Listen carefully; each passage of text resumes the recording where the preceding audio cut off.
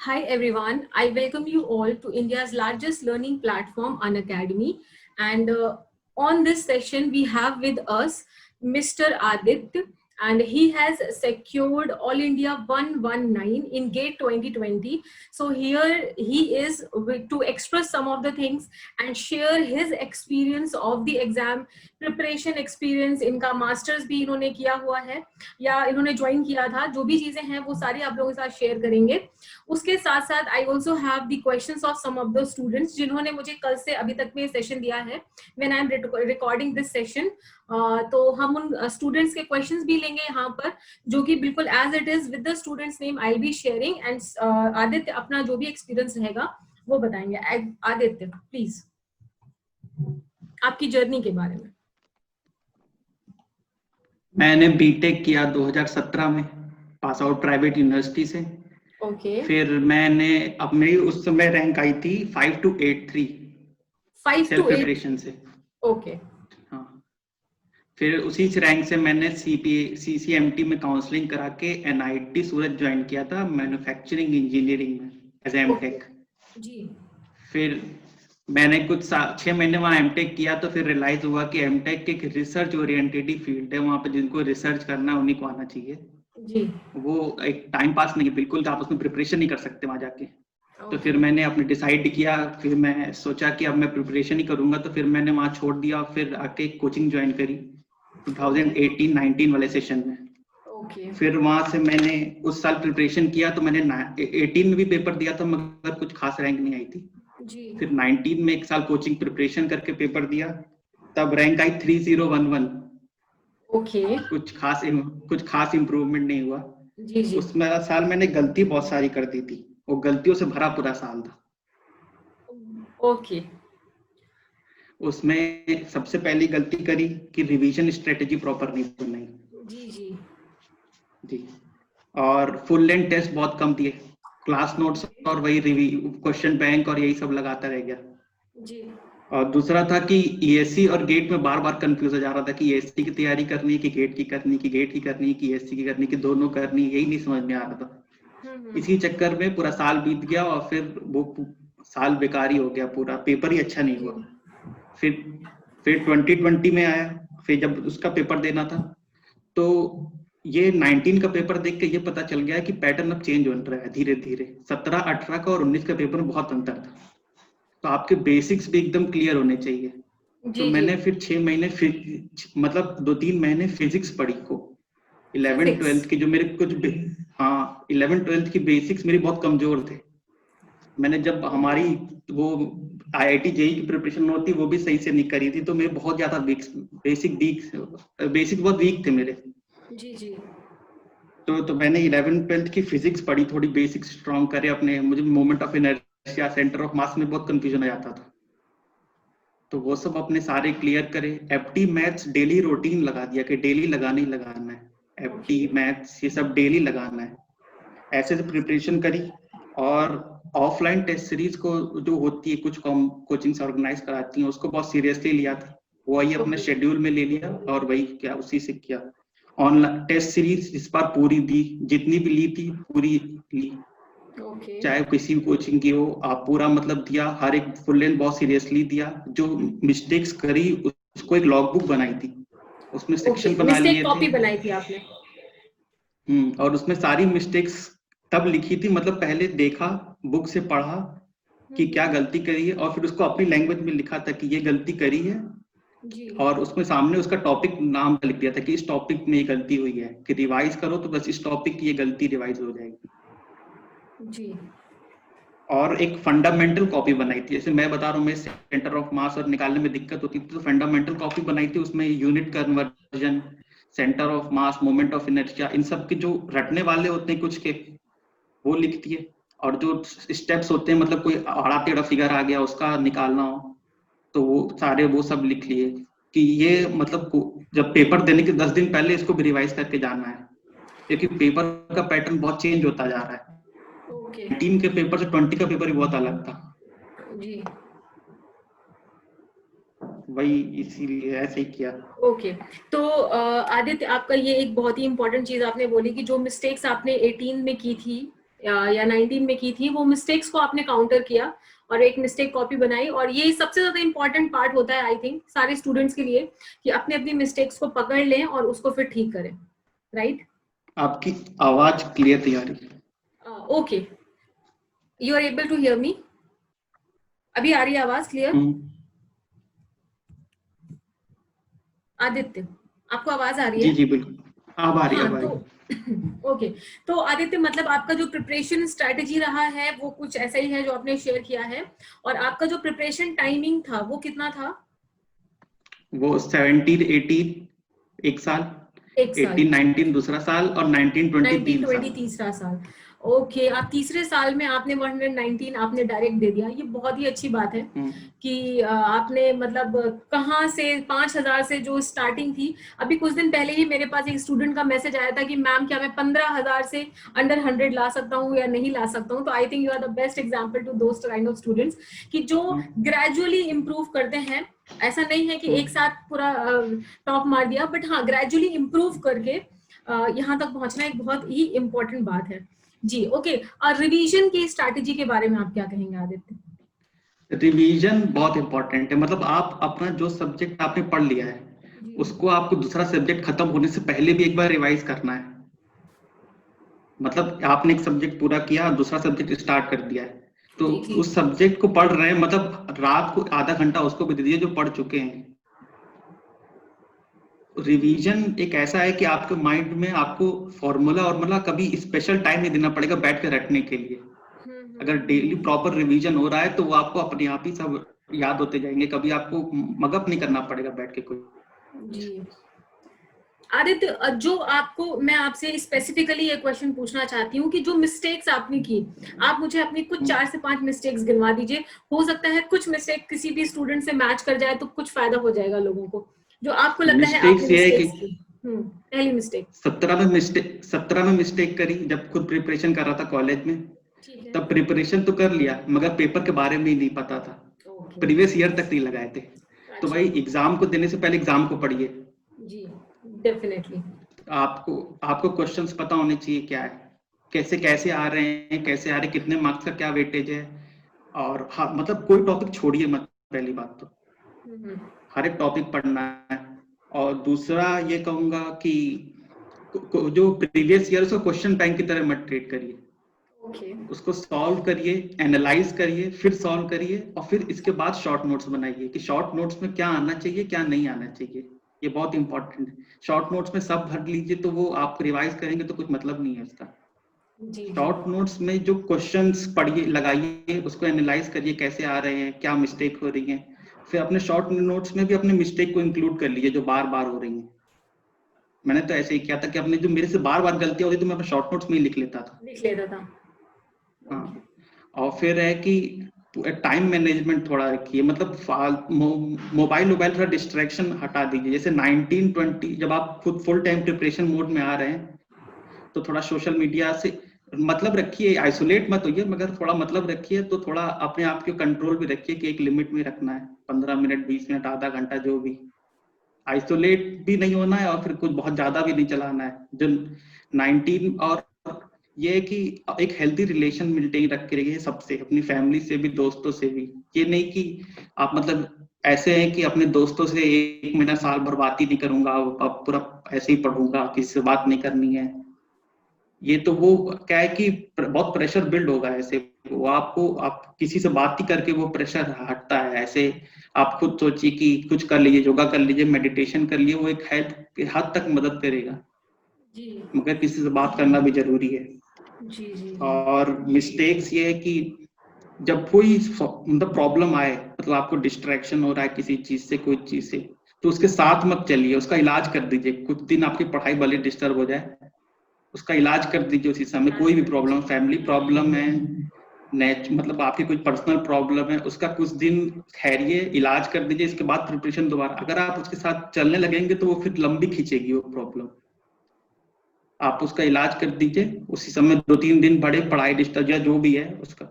और ये है कि प्रिपरेशन में थोड़ा आराम से सोचिए, एक ब्रेक दीजिए बीच में।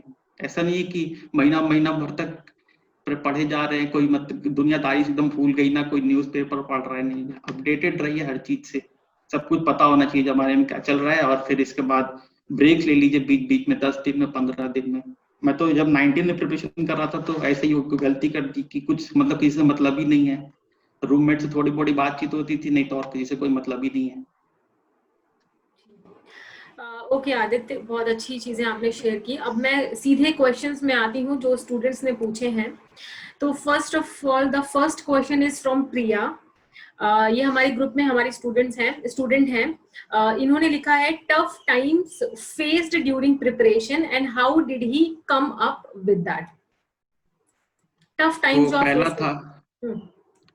पहला था कि जब एमटेक छोड़ने वाला था तब समझ में नहीं आ रहा था क्या करना है। तो फिर घर वालों से पूछा तो उन्होंने सजेशन दिए, कुछ सीनियर से सजेशन लिए और फिर छोड़ दिया। और फिर बहुत ये था कि एक चीज छोड़ के जा रहा हूँ, आगे प्रिपरेशन होगा भी कि नहीं होगा, क्या भरोसा है आजकल, क्या भरोसा है, राइट। मगर हाँ। और फिर इसके बाद मतलब 18 और 19 में तो सेल्फ प्रिपरेशन थी तो पूरा रिजल्ट भी आ रहा था तो इतना गम नहीं हो रहा था, मगर 19 में एक साल कोचिंग करके दिया था और 19 में भी 3011 रैंक आई थी। और ऐसा था कि टेस्ट सीरीज में भी अच्छी गुड रैंक आ रही थी, अच्छे मार्क्स भी आ रहे थे, मगर पेपर बेकार हो गया। तो वो उस समय जब रिजल्ट आया तो बहुत दोबारा तैयारी करने के लिए अपने आप को रेडी करना कि कैसे, तो फिर देखा कि मतलब अब इतना आगे बढ़ आए हैं तो एक बार और ट्राई करके देख लेते हैं, इतने टाइम दे दिया इस चीज को। तो वही ये मेरा टफ टाइम, 2 ही टफ टाइम थे, ऐसे कोई ज्यादा कुछ वो भी नहीं हुआ। अच्छा आदित्य, एक क्वेश्चन मैं खुद से ऐड करना चाहूंगी। जो 2020 में आप टेस्ट सीरीज देते थे तो और जो आपका मेन रिजल्ट रहा, उन दोनों में क्या डिफरेंस लगा आपको? टेस्ट सीरीज के जो मतलब गेट लेवल के मॉक होते हैं जी, जो बाकी फुल लेंथ को छोड़, जो गेट लेवल के मॉक होते हैं और उसमें जो ओरिजिनल रिजल्ट आया है, हाँ, उसमें मेरे ख्याल से आप 3 नंबर प्लस 3 नंबर माइनस कर लीजिए, माइनस कर ले। मेरे हिसाब से, मेरे से जी, ऐसा नंबर का मार्जिन रख लीजिए, 3 नंबर प्लस 3 नंबर माइनस, जो गेट लेवल के मॉक होते हैं उनकी बात कर रहा हूँ, फुल लेंथ की बात नहीं कर रहा हूँ मैं। Okay okay okay okay. Aditya, second question है शुभम की तरफ से। How you avoided distraction during studies and sit for long hours? लंबे समय के जब बैठना होता है तो। जी, डिस्ट्रैक्शन तो नेचुरल है, कभी भी हो सकता है, कहीं भी हो सकता है। कुछ शॉर्ट टर्म होंगे, जो थॉट्स आती है, डे ड्रीमिंग करते हैं लोग कि पीएससी में जाऊंगा तो ये गाड़ी खरीदूंगा, वो गाड़ी खरीदूंगा। तो उसमें है कि आप अपने आप को समझाइए और बोलिए बेटा पढ़ लो तभी मिलेगा, बिना पढ़े नहीं मिलेगा। और लॉन्ग टर्म वाला है कि वो बताया मैंने कि फैमिली प्रॉब्लम है या जो पर्सनल प्रॉब्लम है उसका रुकिए, कुछ दिन में इलाज करिए, कुछ सॉल्यूशन निकालिए और फिर उसको आगे बढ़िए। वो जो जो लॉन्ग टर्म डिस्ट्रैक्शन होता है वो ऐसा होगा कि आपके रास्ते में एक बहुत तेज बहाव वाली नदी की तरह है, तो आपको बहा ले जाएगा कहीं और, आप अपने रास्ते से ही भटक जाएंगे।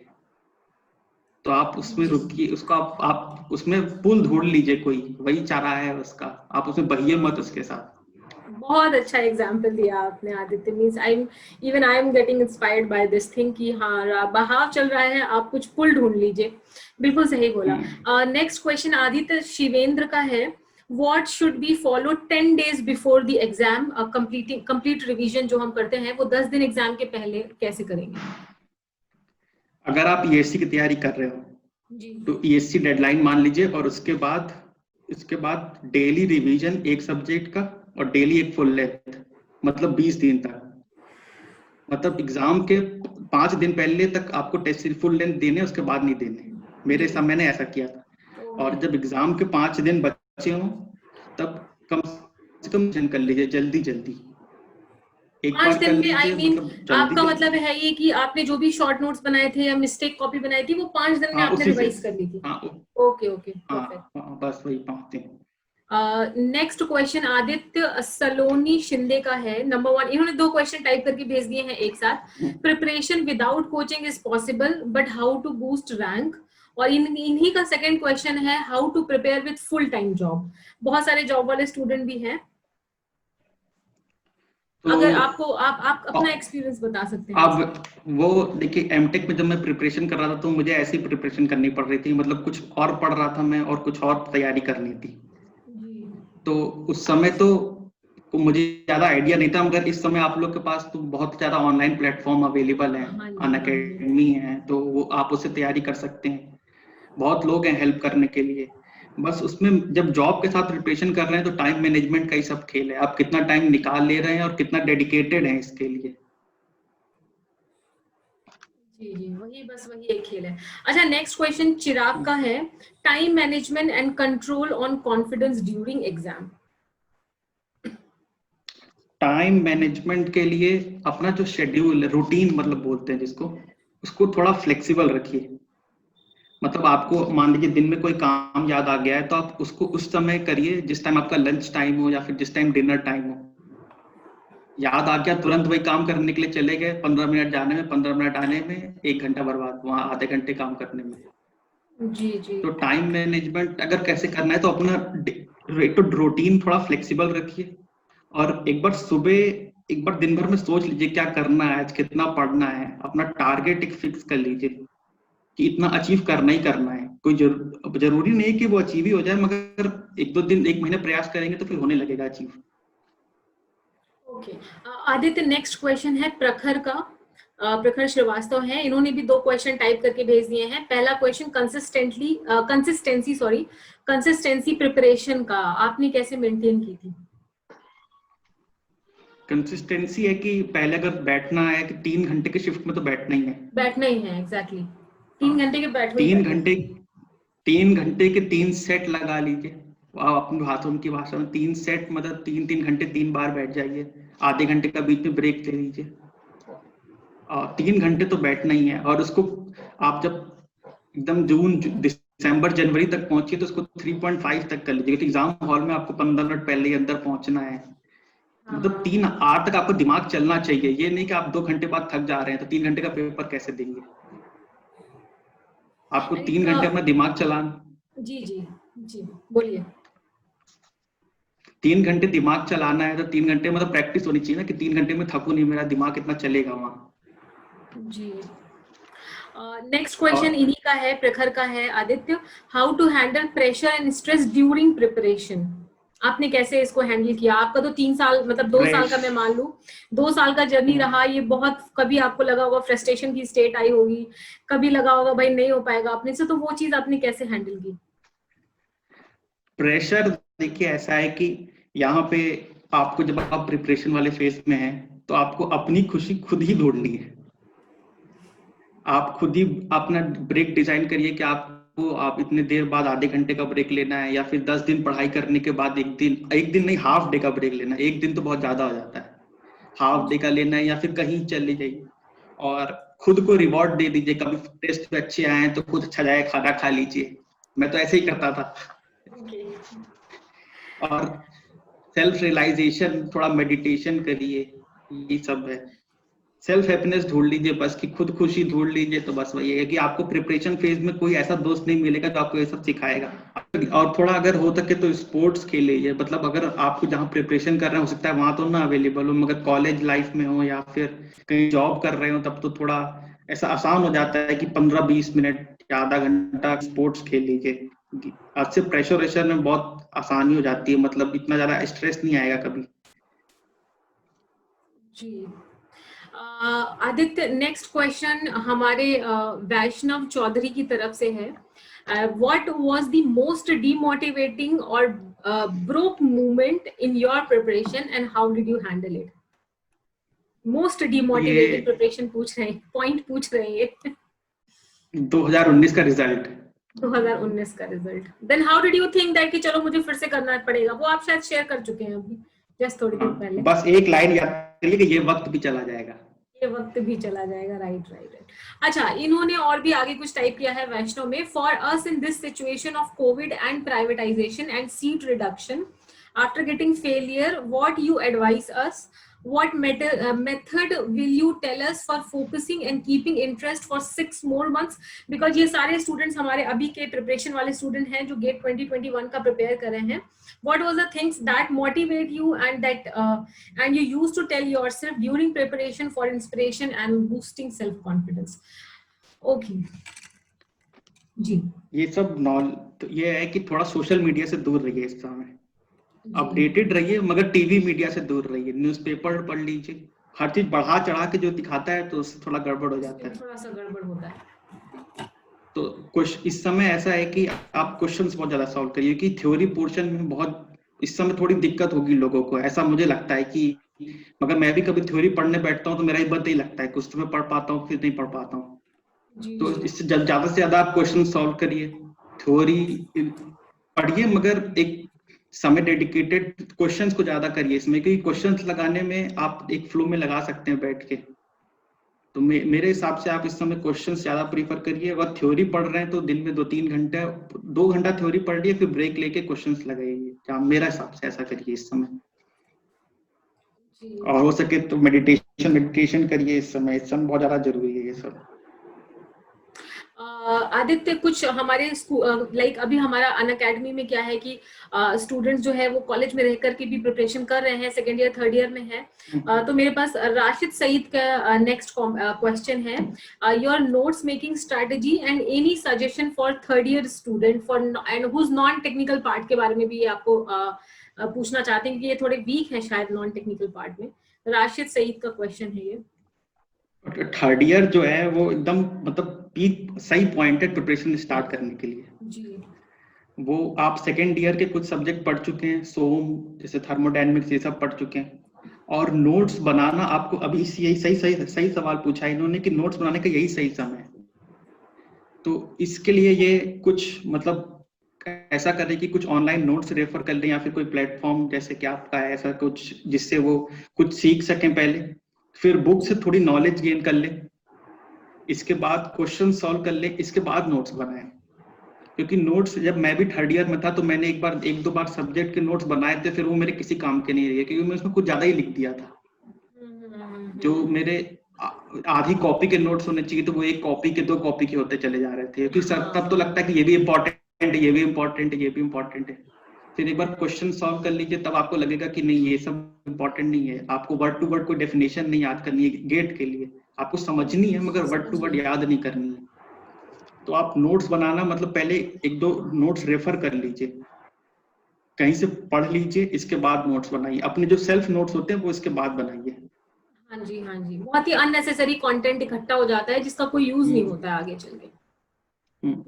और शॉर्ट नोट्स तो 2-3 रिवीजन के बाद ही बनाइए. हाँ जी, बिल्कुल सही.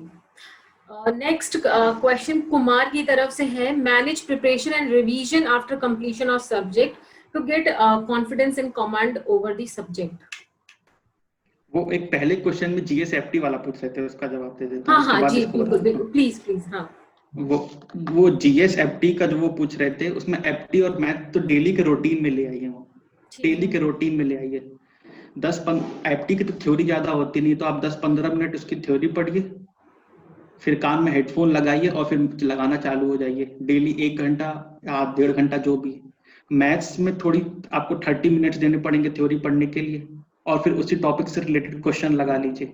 डेली के रूटीन में लाइए. मेरी भी मैथ्स बहुत ज्यादा वीक थी जब मैं कॉलेज में था. मैं कॉलेज में 2017 की प्रिपरेशन में यही फायदा था मेरे लिए, मैंने मैथ्स मेरी तभी बहुत स्ट्रांग हो गई थी. मैंने मैथ्स, मुझे बोला गया था कि मैथ्स ही स्कोर लेके आएगा आपका, मेरे सीनियर्स ने बताया था, मैथ्स और एफटी. तो मैंने कॉलेज में मैथ्स बहुत स्ट्रांग हो गई थी, मैथ्स बहुत लगाई थी वहीं पे. तो मुझे मैथ्स यहाँ आके इतनी फोकस, भले थोड़ा टाइम लग गया मगर मैथ्स में ज्यादा जोर नहीं लगाना पड़ेगा. मैथ्स कॉलेज में बहुत लगा ली थी. तो मैथ्स आपका स्कोर बहुत ऊपर लेके जाएगा. मैथ्स आपको बहुत पढ़ना नहीं है गेट के लिए स्पेशली, क्योंकि 15 नंबर का सिर्फ मैथ्स का वेटेज है. तो आपको डेली के रूटीन में ले आइए वो. जी. और ये कुमार का क्वेश्चन था. हाँ जी, कुमार का क्वेश्चन इसमें कि टेस्ट दीजिए डेली, मिस रिवीजन करिए, अपनी मिस्टेक बुक्स को डेली एक बार देखिए.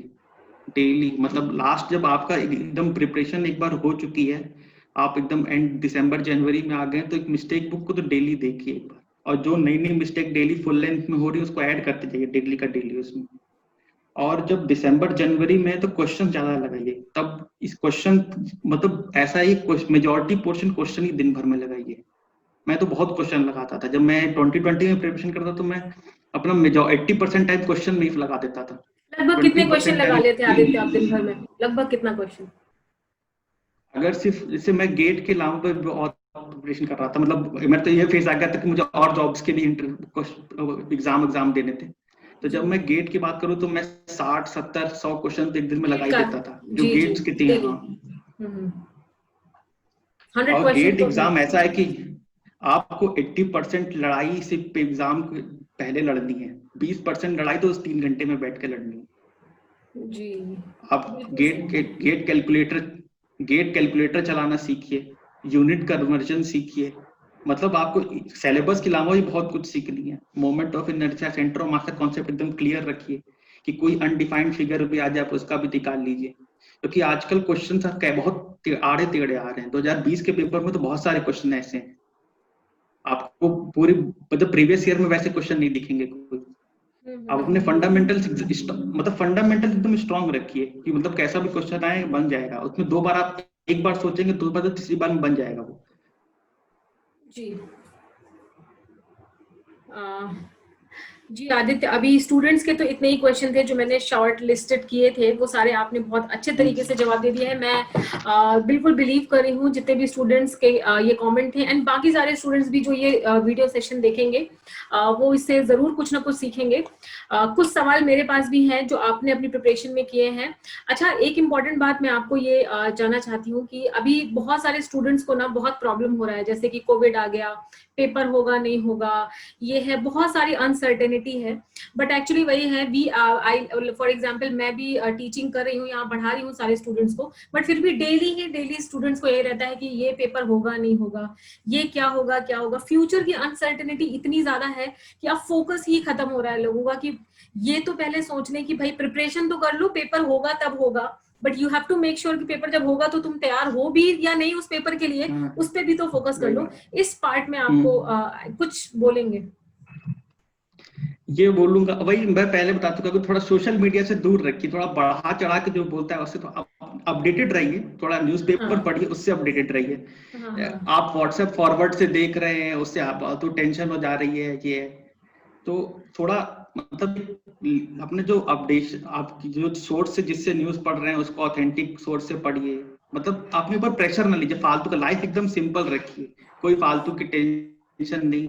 प्रिपरेशन फेज में ऐसे ही करना पड़ेगा, अगर आप बहुत ज्यादा मतलब और एक्स्ट्रा ऑर्डिनरी लाइफ जीने की सोच रहे हैं प्रिपरेशन फेज में तो ऐसा नहीं हो पाएगा। मतलब आप अपना तरीके से मैनेज कर लीजिए तो अच्छी बात है।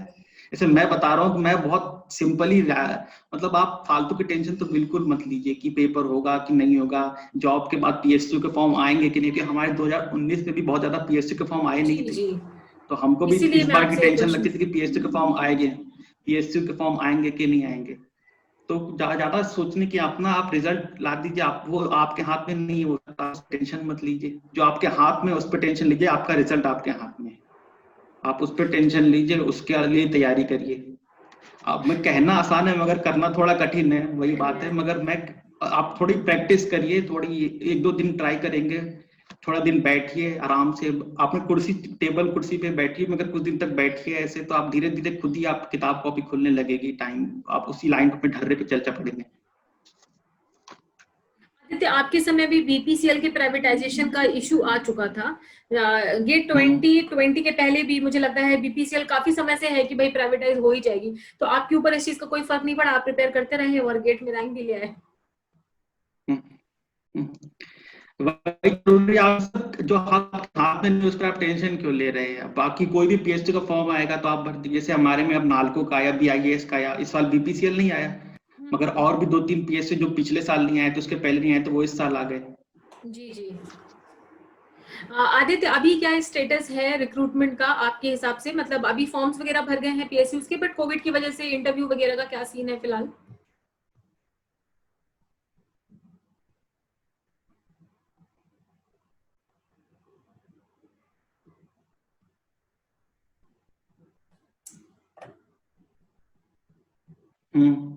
आदित्य, मैं फिर से आपसे वही क्वेश्चन रिपीट कर रही हूँ कि ये जो आपका कोविड वगैरह का सिचुएशन है, अभी फिलहाल रिक्रूटमेंट का क्या सीन चल रहा है?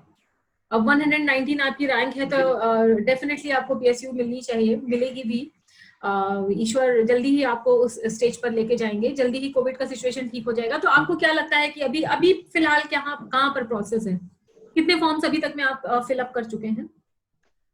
एनटीपीसी का भरा है, नालको का भरा है अभी, और किसका भरा है, बीआईएस का भरा था, उस पे उन्होंने, हाँ आईओसीएल भरा है, और बीआईएस का भरा था, उसमें उन्होंने रिजल्ट निकाला तो शॉर्टलिस्ट नहीं किया है, उसमें उनका कट ऑफ बहुत ऊपर गया है, 900 के आसपास गया है जनरल का। जी जी। तो उसके उन्होंने 3 साल के बुलाए थे, 18, 19, 20, उन्होंने 3 साल के कॉल किए थे, कट ऑफ काफी ऊपर चला गया, कट ऑफ ऊपर चला गया। मैं ये कह रहा था कि ऐसे इस साल बीपीसीएल नहीं आया या पिछले साल बीपीसीएल नहीं आया, तो और सारे पीएसयू जो है वो रिक्रूट करने आ जाते हैं, तो आपको सीट की टेंशन नहीं लेनी है। और अभी कुछ पीएसयू ऐसी हैं जो अभी आपके सामने 20 साल तक प्राइवेट नहीं हो सकती, वो इतना ज्यादा प्रॉफिट मेकिंग है गवर्नमेंट के लिए। तो इस सब की बातों में टेंशन लेने से फायदा नहीं है, अपने रिजल्ट पे टेंशन लीजिए। अगर नहीं कहीं हुआ तो आईआईएससी से एमटेक कर लीजिए, आईआईटी से एमटेक कर लीजिए, पुराने आईआईटी से आपको पीएसयू ज्यादा पैकेज मिल जाएगा। सही बोल रहे हैं आप। एक्चुअली में बिलीव यही करते हैं स्टूडेंट्स की एमटेक वगैरह में कुछ नहीं होता है, बट मुझे भी पर्सनली ये लगता है कि अगर आप आईआईएससी या किसी अच्छे आईआईटी, टॉप 5 जो आईआईटी है ओल्ड, उससे अगर आप एमटेक कर रहे हैं, तो अगर आपने मेहनत की है अंदर जाके, तो जरूर आपको रिजल्ट मिलने वाला है। लेकिन स्टूडेंट्स को ना कंफ्यूजन रहता है, अब 2 साल और कौन पढ़ेगा। बट एक्चुअली में मुझे ऐसा लगता है कि आईआईटी जा करके एक बार लाइफ जीनी बहुत जरूरी है। मतलब एक बार आप जाके, अगर आप वहां नहीं गए हो तो एक बार जरूर चले जाओ, वहां की लाइफ देख के आओ कैसा है, और बहुत ही प्रीमियम फील होता है उसके बाद। 2 साल कॉलेज लाइफ दोबारा जीने को मिलेगी, और क्या चाहिए। अगर हमको मिलेगी तो मैं जी लूंगा, अगर मुझे ज्यादा अभी एमटेक करना होता तो मैं कर लेता, मगर मेरा रिसर्च ओरिएंटेड बिल्कुल नहीं चाहता एमटेक। Okay okay. और हमारे स्टूडेंट्स को मोटिवेट करने के लिए आदित्य, जो भी आप बोलना चाहें प्लीज, एंड अप करने के लिए सेशन, जो भी आपको फील हो। मैं एक चीज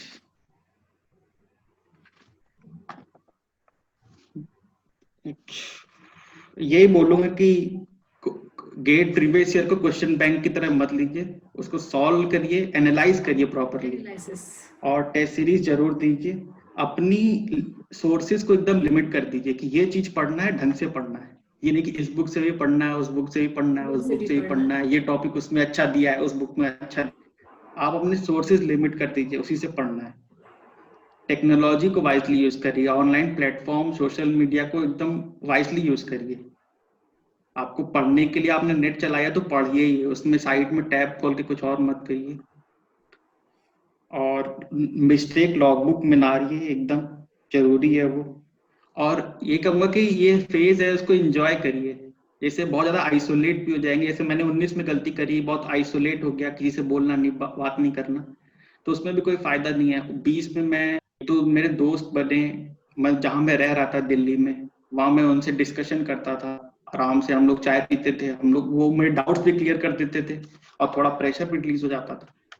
तो आप मतलब, जब मैं तो ऑफलाइन स्टडी कर रहा था तो मेरे लिए ये था कि मुझे कुछ लोग मिल गए थे बात करने के लिए। आप जैसे कि आप ऑनलाइन भी ग्रुप बना लीजिए, उनसे हेल्दी रिलेशन मेंटेन करके रखिए, आप उनसे बात करिए, डाउट पूछिए, हंसी मजाक करिए, मगर सब चीज का वाइजली यूज करिए, बस ये कहूँगा। और एंजॉय करिए फेज को, टेंशन में ज्यादा मत लीजिए कि क्या होगा क्या नहीं होगा, एंजॉय करिए फेज को। आदित्य, बहुत अच्छा लगा, आपने अपना एक्सपीरियंस शेयर किया गेट 2020 का। हम ईश्वर से प्रार्थना करते हैं, सारे स्टूडेंट्स करेंगे कि जल्द से जल्द आपको पीएसयू मिल जाए, जो भी आपका ड्रीम है इस रैंक के साथ आप को जल्दी ही मिल जाए। डिजर्व करते हैं आप, आपकी मेहनत की है इतनी लंबे समय तक, और हमारे सारे स्टूडेंट भी हैं, वो सारे भी आप लोग आपके लिए प्रे करेंगे कि आपको जल्दी से जल्दी मिल जाए। एंड एक बार आपको पीएसयू मिल जाए, हम फिर से आपसे एक बार एक्सपीरियंस, आपके इंटरव्यू एक्सपीरियंस के लिए आपको इन्वाइट करेंगे। तैयार रहिएगा फिर से अपना एक्सपीरियंस शेयर करने के लिए हमारे स्टूडेंट्स के साथ। और बहुत अच्छा लगा आपसे मिल करके। एंड सारे स्टूडेंट्स की तरफ से जो देख रहे हैं और सीख रहे हैं आपसे, मैं आपको बहुत बहुत धन्यवाद देना चाहती हूँ। Thank you so much Aditya ji.